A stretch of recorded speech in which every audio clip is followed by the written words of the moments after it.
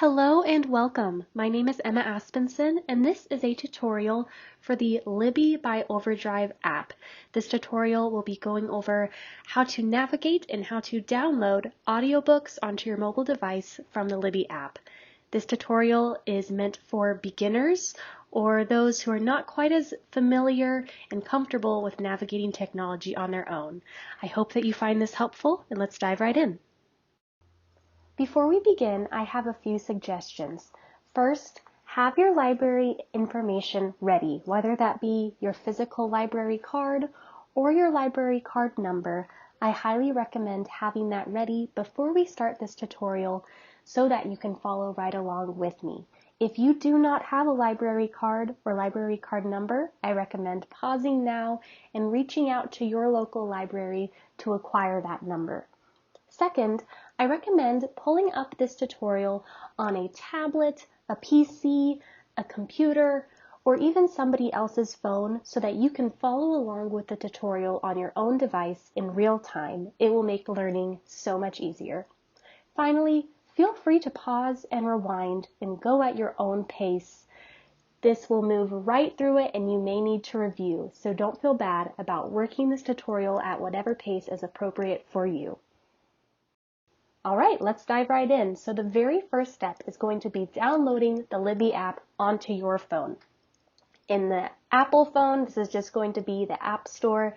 If you're in a Google phone or a Samsung phone, go to whatever App Store type application that allows you to download new applications onto your phone. This is a place where you will want to have ready your account information, whatever account you use with your phone. So for Apple users, this is going to be your Apple ID. Have that ready because you may need to enter it when you download this app. So in the search bar of your App Store, type in Libby, L-I-B-B-Y. Once you put that in, you might get an ad. You can ignore that. That's not going to have anything to do with what we're looking for. It should be the first or second option, Libby, by Overdrive. Next to that app, you're going to click whatever button appears for you that allows you to acquire it. Next to mine, you can see that I have a little cloud icon with a downward pointing arrow. This just means that I have previously downloaded this app in the past. For you, this might be a little button that says Get or Download. Press that button to begin downloading it to your device. Okay, once you have the Libby app downloaded onto your phone and opened, this picture is the first screen that you are going to see. And the first question is, do you have a library card? Since we have our library card or library card number handy, we are going to press yes.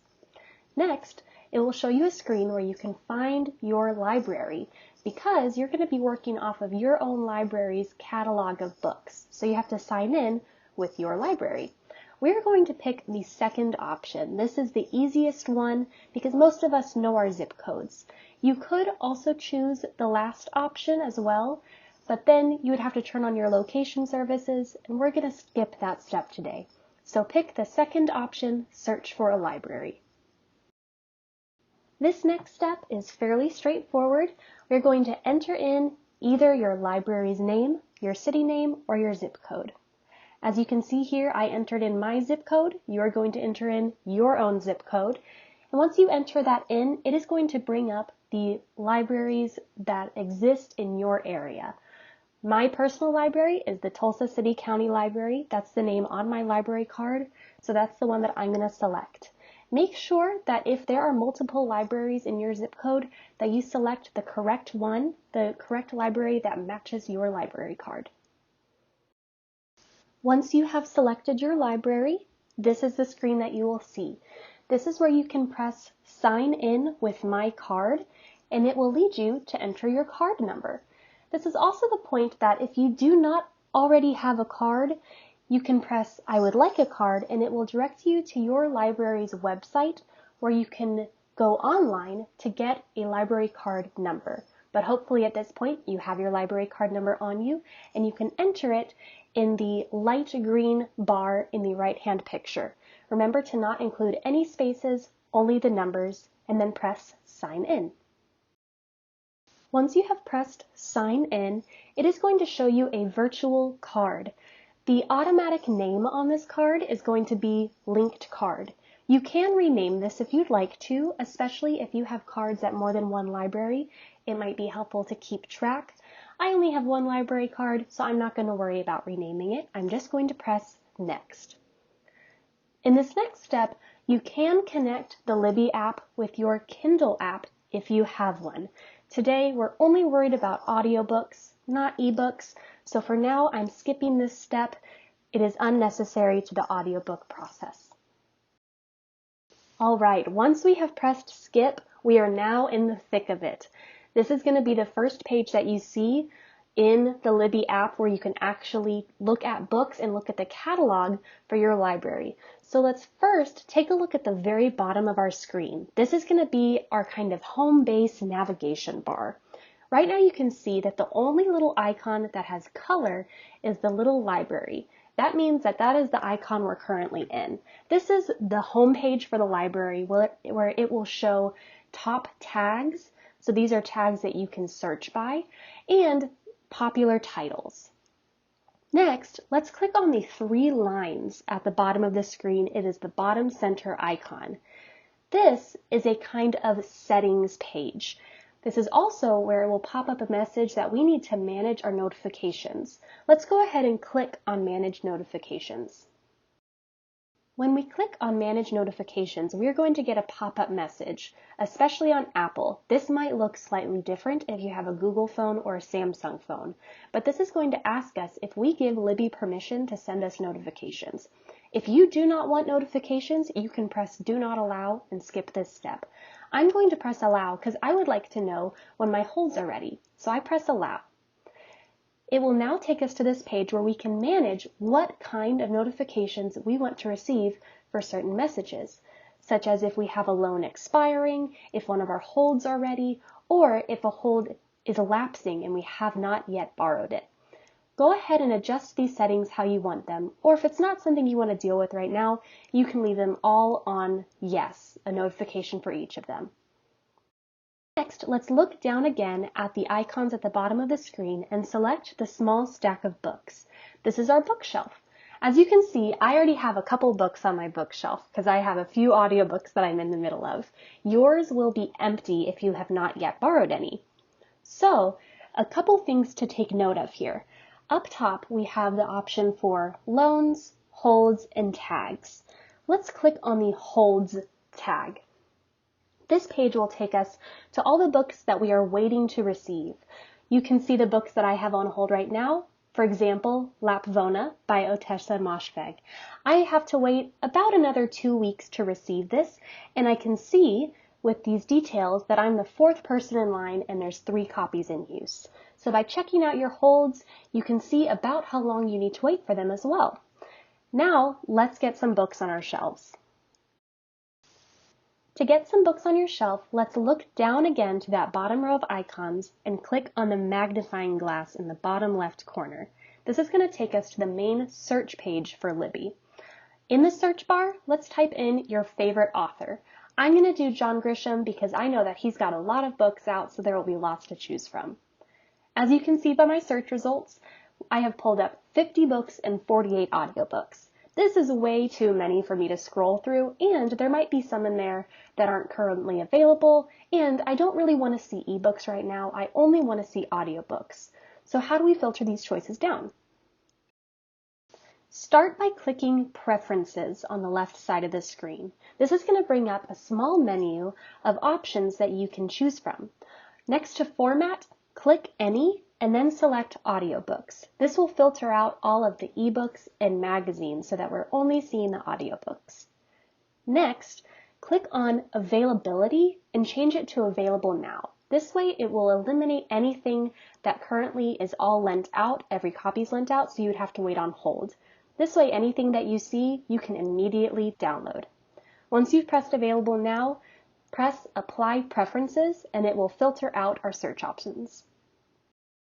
Now that we have narrowed down our search preferences, we have 25 audiobooks to look at. That's a much more manageable number, and I don't have to worry about seeing anything that I'm not interested in. I'm going to click on this first option, which is John Grisham's Ford County. To check out the details of this book, I'm going to tap on the book cover directly. This part is not necessarily vital to the process of downloading an audiobook, but it will come in helpful when you're looking for a book that you're interested in. Once you have clicked on the book cover, scroll to the bottom of the page and you will find this list of details after the synopsis. Some important information to look at here is the fact that we are indeed looking at an audiobook. It's a good way to double check that you set your preferences correctly. You can check out the duration, so how long the audiobook is. This one in particular is 9 hours long. A very important piece of information is the addition. We want to see that it's unabridged. If it is abridged, that means that they have shortened down the book and taken some pieces out so that it's a shorter length in total. If you want the whole work, the whole book in its entirety as it was originally published, you want to look for an unabridged version. Most audiobooks that are put out now are unabridged, so this isn't typically something you'll have to worry about. And then, of course, further down, how many copies are available. For this one, we can see that 4 out of 5 copies are available. All right, now back to the exciting part, actually downloading the audiobook. Scroll back up to the top of the page that you're currently in and press back to search results. This will get us back to the main page of search results that we found after editing our preferences. We're going to click Borrow next to the book that we're interested in, and this is going to pop up a confirmation page for borrowing the book. This is where we can also edit our length of loan. Right now, you can see that 14 days is underlined. You can click that and adjust it to 7 days if you don't think that you will need it the whole 2 weeks. I enjoy getting mine for 14 days just in case it takes me a little bit longer. Finally, press the big Borrow button and we will be good to go. Once you have pressed Borrow, it is going to immediately start downloading the audiobook to your phone. We'll have a couple of different options here. You can immediately open the audiobook, continue browsing, that will take you back to the search page, or you can go to shelf. Let's go to shelf so that we can see the book on your bookshelf. Here we have it in our bookshelf. It is in our recent loans section. So what can we do with this now? Let's click on Manage Loan and see our options. Clicking Manage Loan will bring up a list of options, including how we can return our book when we are finished, especially if we finish it early. This small Return Early button, if we click on that, will bring up a confirmation page similar to the page that we saw when we borrowed the book. If you're all done and you are ready to return your book, this is when you can click Return and it will undownload from your device and it will be returned to the library so somebody else can borrow it. So you have now seen the whole process of searching for an audiobook, setting your preferences, downloading the audiobook, and returning the audiobook. But there's one other way to search that I think will be very helpful, especially if you don't already know exactly what you're looking for, and that's just to do a filtered browse. So let's go back to the magnifying glass at the bottom of the page to go to the search page. I'm going to show you how to explore with tags. So instead of typing in a specific author or title into the search bar, let's click on the audiobook filter. This is going to bring up every single audiobook that Libby has to offer, which is over 19,000 for my library. This is way too many to reasonably browse through. So let's refine our options a little bit. By tapping the Refine button, it is going to bring up a menu of ways that we can refine our search options, such as subject, language, availability status, and more. Let's first click Subject and pick out your favorite subject to listen to or to read. Personally, I'm going to choose nonfiction. Once we click that, that menu is going to disappear and it's going to show us our new set of options. Go ahead and immediately press Refine again, and let's select Availability and change it to Available Now so that we're only seeing books that we can immediately download that we won't have to wait in line for. Finally, let's set one more boundary on our search. Click Refine one more time so that we can adjust the order in which the books are presented to us. We're going to select Sort By and look through the options that are available. We can have our books sorted by popularity, by release date, in a random order, or even by low circulation. I'm going to select popularity. Once you select that, you will now see the books in the order that you prefer and only in the subject that you asked for, and only books that are currently available.